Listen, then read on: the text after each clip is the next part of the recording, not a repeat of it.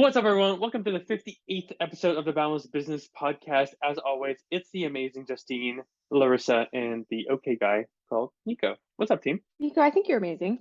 Give The yourself more credit. ego's already super high, so just let me knock it down a little bit. So, Justine, what are we talking about today? Today, we are talking about remarketing to old leads. So we have four that we're going to go over today. We're going to talk about referrals, past customers, people that booked an appointment but then canceled or didn't show up, and then people that received an estimate but said no. So let's start with referrals. How would we remarket to referrals? Awesome. And what I'll do before we can go into referral marketing is the biggest thing that people need to realize is when you do marketing and lead generation specifically, what you want to think about is how do I extract the most value from every single person that I spend a dollar on? So if I spend a dollar on someone, how do I get as much money back from that contact? So part of why we're doing this today is we want to make sure that for every person that's giving us any attention, we maximize that. So even if it's not them who are in market now, they know people and those people know people. We've all heard the expression of like, oh, you run with people that are like you.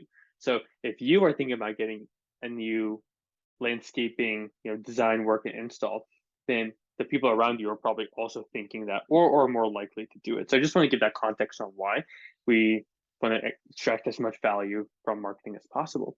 So referral marketing is one point is that this a little bit. What we're going to be going here is specifically examples for landscape marketing. However, if you're not a landscaper, many of these things can also apply. Just note that the examples we'll be walking through are going to be specific to the landscaping space. Okay, go ahead, continue. No, that's perfect. Yeah, it's really good context too. But yeah, local service-based businesses or any time that you like brick and mortar, this is going to be the podcast for you. If you run a digital business, this is also helpful. Just know when I talk about like referrals, usually it's not neighbors or it's not like people in the area. It's still people like them though. So if it's agencies or SaaS companies, then that's who we are talking about. So really, what we want to focus on for referrals is if you get one from a happy customer, for instance, right? We want to really prioritize that conversation because this person has already been primed about how we work, what we have done, and really they're at the end stages of that kind of relationship meter, right? They already have seen your work. They have someone they trust that have obviously referred them. And now they just want to understand how could you help me specifically? So you really want to prioritize these conversations because they are the warmest of the warm. Okay. And if they are, they listen to referrals, then they also, when you ask for a referral to them, then they're going to be more likely to do so. So with that being said, we also want to focus on like pretty quickly figuring out what they specifically want. So for instance, if someone did a backyard turf install, for instance, and then a backyard barbecue, we want to say, oh, great, what did you like about, Joe's job? You say, oh, I really like the tiling on the barbecue and the turf. The only thing like I want, and you want to quickly move into like what do they want specifically, right? Because maybe they really like the quality of the work, but they want nothing like their friend, right? They don't want a backyard barbecue. Maybe they want a outdoor fireplace, or they just want a lawn of turf. So you really want to figure out pretty quickly what they like about the other project, and then turn that into now it's all about them. And you really want to figure out in the first 15, 20 minutes, their ultimate dream list, all the things that they want. And especially with backyards and stuff like that, you can start hearing inflections in people's voices. Say, oh, I would really like that. And it's like, oh yeah, that'd be nice, right? So you really want to focus on the things that they really care about. Because when you pitch, you want to really go with a good, better, best option, especially to referrals, right? So, good is like some of their stuff, better is like most of their stuff, and best is like best quality, all that. So once you get to the end, they'll usually pick something, they'll send the contract out, and they will sign. They are, like I said, they're the warmest, so you don't have to do a lot of the trust building that you would do for a regular lead, and you can move a little faster, getting them like a contract or something. But Larissa, do you want to add anything to referral leads? Well, one thing I do think is really valuable is, making sure they've been referred to you by somebody, right? That person has probably filled them in a little bit, at least, on what it's like to work with you, maybe some things on the industry, and they may have also shared pricing. So I think one thing that's kind of important is to either get a pulse on what has been said or what has not, and then make sure once you kind of have that initial conversation that you're continuing to follow up with like personalized messages, helpful tips, information related to maybe the job, the business, the industry, things like that. Like I know you're right, and that you don't have to do all that trust building because they're putting their trust in their friend. Their friend has said, "Hey, this person does really good work." And then they come to you and say, "Great, my friend referred me. I've heard you do really good work. I've seen their yard. It looks amazing." But that doesn't mean they're completely sold. So it definitely is important to the relationship you built with the first person who referred you. Make sure you're building that same relationship with this person who has been referred to you. And doing that with those personalized messages, making sure they kind of understand what's going on in terms of the industry. A couple things that are also really valuable to just let them know would be, let's see if there's any like incentives or things going on. So, for example, I'll use artificial turf as an example. In the Southwest, there's a drought. That's not news to anybody, I don't think, at this point. Many of the cities in the Southwest offer basically like rebates or tax refunds for the service you can offer. So there are ways you can like price your offer, particularly for leads like this that are warm, they want to come through, but maybe if they're not like quite sold yet, that's always a good way you can keep them in the loop.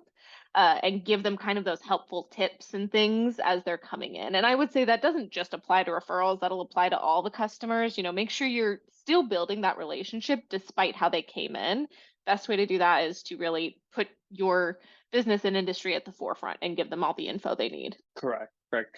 And don't be afraid to go a little bit more above and beyond for these individuals because, like I said, they're kind of what I would deem as like a priority lead. So it's okay to maybe spend a little bit more time with them, or if you like some landscapers have design studios, like it's okay to share like those rough sketches that you would usually charge for, just because they are so warm, right? Yeah. Perfect. One other thing about referrals is somebody who refers one person to you, whoever that referrer is, and we'll get into past customers in a second, but that person, if they referred one to you, they're way more likely to refer two or three or four or five people to you.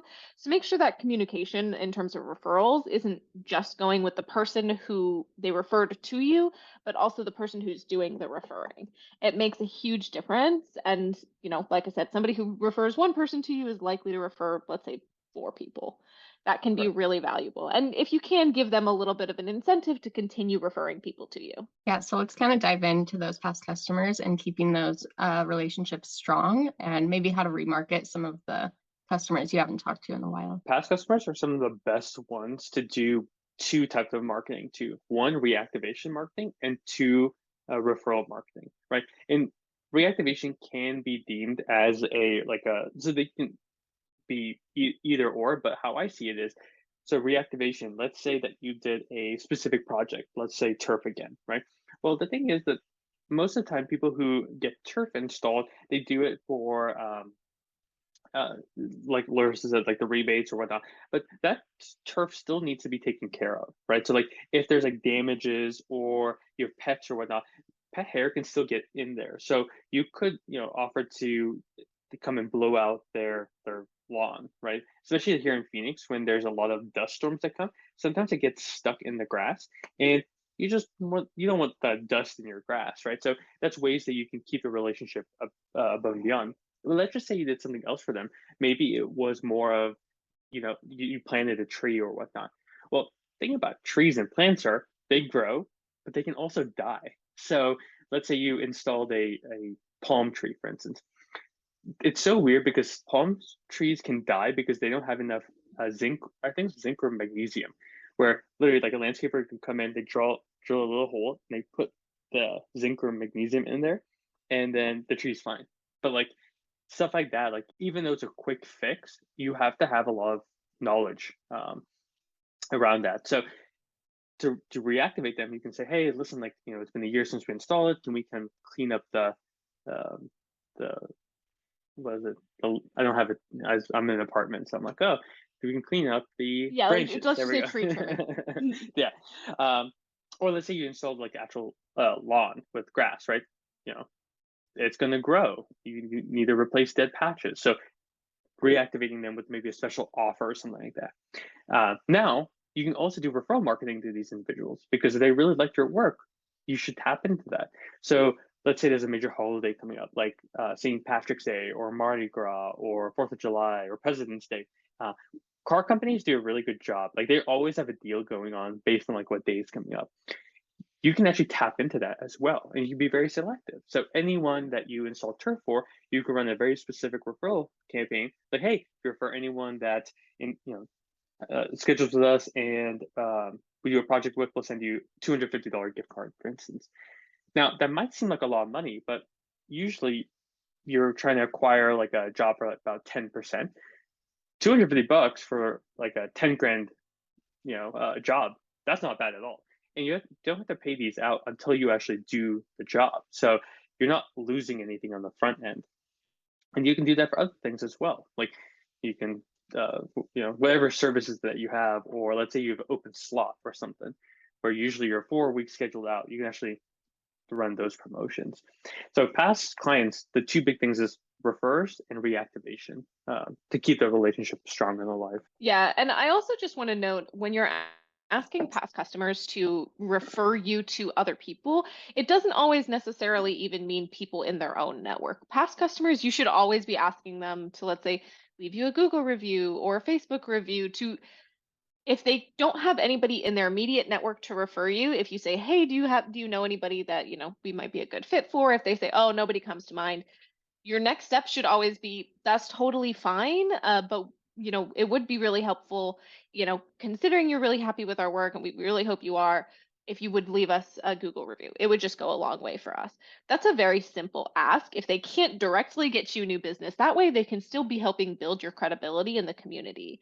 And for future clients who may come in and they might be on the fence, or they might just not be sure, and then you can always, after you've done a job, keep track of what jobs you've done for who. And to Nico's point, you can always, let's say you can say, we did this a year ago, you might be due for some maintenance. If you need any maintenance, let us know. You can always also like offer one maintenance thing for free, or one really small thing for free, just to get back to the property, so that when you get there, they're like, oh, by the way, I have these like 5 other things I need to do. One other thing with past clients is, you don't necessarily have to get referrals from them. You also, if they need more work done that maybe you just don't specialize in, let's say you did their landscaping, but now they want a deck built. Well, maybe you don't build decks. So that's where you can say, great, I can refer you to somebody in my network who I know is really great, and you trust my quality of work. You can still get, some revenue from that, from those referrals, as those clients, let's say, need other things that you just are not the best person to fulfill on. So past customers are super, super important for a lot of different reasons. There's a lot of potential future revenue from people who have already bought from you.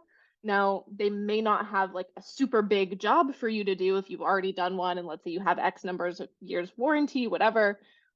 They might not have you fully redo their yard, but they might have friends who do. If not, they can leave you a Google review. If not, maybe they have other projects going on. And if not, maybe they have some maintenance work. Like, there's a bunch of different ways you can kind of swing those past customers. And also, let's say you start offering new services and new products. That's another great thing to say, hey, we know we did this for you a year ago, but we just started offering this deodorizing treatment or whatever that we can do on your lawn if you have pets. Things like that. You can always, as you start offering new products, make sure you're keeping track of those past customers, what you did for them and when, to see if you want to remarket those services to them in the future. Let's go into people that booked an appointment but then either didn't show up or they canceled or something like that. How would you go about handling that? So one of the biggest problems across the board in marketing is like, I have a lead, right? How do I get them to do the next step I want them to do? Jump on a call, show up, do a show up estimate or whatnot. My biggest thing is always assume. So again, these are there's two contexts, right? There's people who you just got the lead, and then there's older ones, right? So you just got that lead. I always go into it with the assumed close. So what does that mean? Like I always go into it like if you filled out a form, then you probably have an inkling of wanting this thing. And Alex Ramosi did this well. When people fill out a form, he would give them a call a couple hours before their appointment, right? And say, do you want a black shirt or a white shirt? He didn't say, like, do you want a shirt? He said, do you want a black or white one? Because we're conditioned to hear that and say, oh, I guess a black one. And then even though we don't have that shirt yet, we want to go get that shirt. We want to do that. So if for your landscaping company, if you're running a promo, and I don't want to give away hours because it's working really, really well, so I don't want to saturate the market, but let's just say that let's do something else in landscaping. Let's say that this is a great one, right? Let's say that you do new home development and you put in like the landscaping there.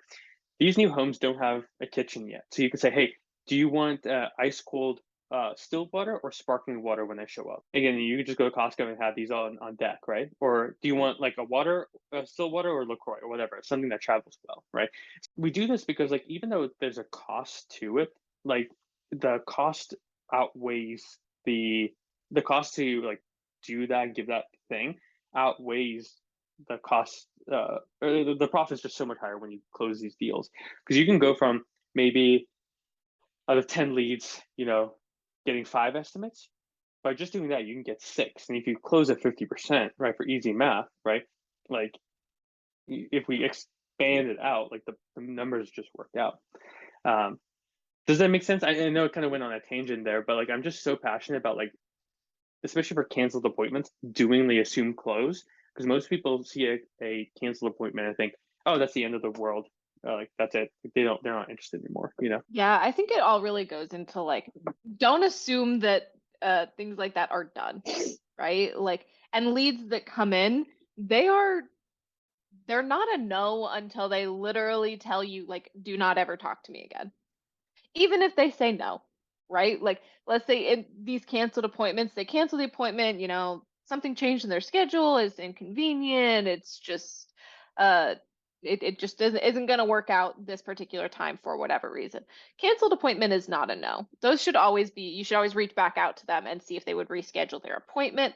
I definitely like, Nico, what you were saying about like offering them, kind of an extra little, bit of encouragement to say, hey, I'm coming. Uh, can I bring you a little gift and something especially that's like low cost, nothing crazy.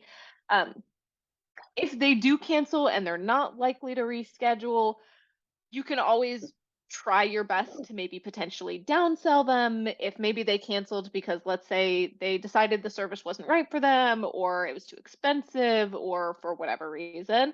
You can always move them up or down in the funnel to say like, oh, okay, I see this isn't exactly what you're looking for, but what if we scheduled an estimate to go over more of like tree trimming services or hardscape or all these other things? Like, can I still come just take a look at your yard and we can see how we can make it your dream yard? um if they're canceling because of like a totally scheduled block, whatever, you can maybe try to work around that. See if they can't do something in person, within let's say the next week or so, maybe they can do something virtually. You're not going to be able to get a perfect estimate out there, but maybe you can do something virtually and say, okay, why don't you just FaceTime me and let's just take a look at your yard together. I don't have to come all the way out there, especially if that doesn't work for you. We can kind of make it work on your schedule a little bit more. For the ones that cancel those appointments, they just might need that extra flexibility, and maybe that's why they canceled their appointment. Like there's so many different reasons why somebody would initially say yes and then kind of back out by canceling an appointment. So that's certainly worth noting. And again, with all of these, still be letting them know if they cancel their appointment, still be sending them incentives and info and things like that to help move them along. And then the other part of like cancel appointments for like old cancel appointments, you could just like re-listen to what we just talked about with the past customers and do the same thing. You can do either referral or incentive for a very specific service. So if they cancel for turf, say, hey, are you still interested in turf? For giving away 2 vouchers for $500 off or something like that. So our last one is people that received an estimate from you but said no or are skeptical about something about the estimate or your services or something like that. Yeah, this is really interesting because like we all have been in a position of where like we get to a point of like making a like buying something and we have this um like we have this fear where there's like will I regret it and stuff like that. So what we that's a natural part of the process, right? During the sales process, you want to show other like past work, you want to show client testimonials. That works kind of like the best, but people are still going to be skeptical, right? And the best thing is like address what's skeptical about it. Like, why are they skeptical? Is it the price? Great. If it's price, that's a logistical thing. So, for instance, like if I was trying to figure out like why are they saying no, I would say, okay, they call me up and they're like, hey, we're not going to go forward with this. I was like, oh, okay, understood. By the way, if I did this for free, could we start next week? And then usually I catch them off guard, and they'll be like, oh yeah, if it's for free, yeah, totally start next week. And then I would say, oh, phenomenal. So it's a price thing. So like, is the price too high? And I always like to build in a little buffer before, so I could give discounts. Or what you could say is, makes sense. So it's a little much. Do you want to split the payments over, or is it like the initial price itself? And then you can like that's just deal making right there. That's not like a problem. But you want to figure out why they're saying no. If they found someone else, if they don't love the design, you want to just get to the reason why they're saying no, and then figure out how to solve that. But if you can't solve it, that's okay. What you want to do with those individuals is put them into a long-term nurturing sequence. So even if people tell me no today, I'm just thinking that, okay, great. They're just not at a point where they need it. So, I mean, I'll be honest. If you are like me and kill plants, then every spring it's like a battle zone because all my plants are dead. So, like for me, if someone hit me up at the beginning of the season and I keep killing plants season after season, I'm going to go and fix that eventually. Might not be this year, might not be next, but eventually I'm going to get tired of paying money on plants that I keep killing. So it's just being forward thinking and saying, okay, even though they don't need that service today, can they use it in the future? And do I feel on a scale from 1 to 5, do I feel 3, 4, or 5 that they will buy from me? Anything under that, you kind of want to start putting those leads in like more passive follow up than active. But yeah, you just want to figure out why they're saying no, because you'll be surprised. Most of the time, it's so basic. Like they're scared, or they feel like it's too much money. And once you know the problem, then you just have to figure out what's the logistics to solve that. Yeah, one other thing that can be super helpful is providing social proof to them. Maybe that is, it, if they're maybe just skeptical, if they just kind of are like, like I'm not so sure about this, I'm not sure it's going to turn out the way I want. That's really when your reviews, your website, your social media, all that can really come in. Testimonials, especially if really good case studies to say, hey, I don't want you to be scared. Like I'm a pro. Look at some of my work. It's on my social media. I have tons of happy customers, lots of happy, lots of positive reviews because I genuinely do good work. That might be enough to push somebody over the edge.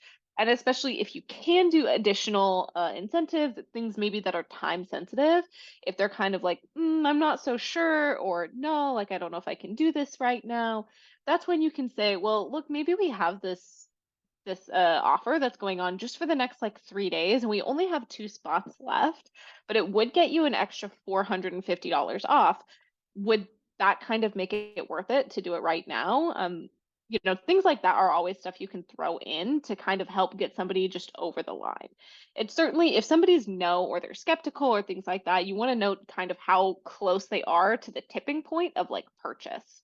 So if they're pretty close, put a lot of effort into those people because it just takes a little bit more. Maybe you send them, you can say, hey, I just want to show you this recent job I've done and it's great. By the way, I noticed that in your area, they have these rebates you can get, which can bring your total cost down. Or maybe we have financing and it's available, at 0% APR or whatever that is. However, you can kind of incentivize them to continue on the path, especially if they're very close. If they're just kind of like a flat out like, no, I'm not interested, continue to follow up them, like Nico said, passively. Maybe every year send them a quick note, maybe even a coupon or something every year just to see if you can get them moving forward, but don't consider those leads completely dead. Just don't put all your effort into those yet. Could not agree more. Sweet. Justine, any other questions you got for us today? No, that was all of them. Well, it's a good time. So if you guys have any questions, email me at nico@balancemedia.com. Thank you guys so much for listening. And if you're a landscaper that needs a couple more jobs this season, hit us up and we can more than happy to take care of you. So have a great rest of your day and talk real soon. Peace.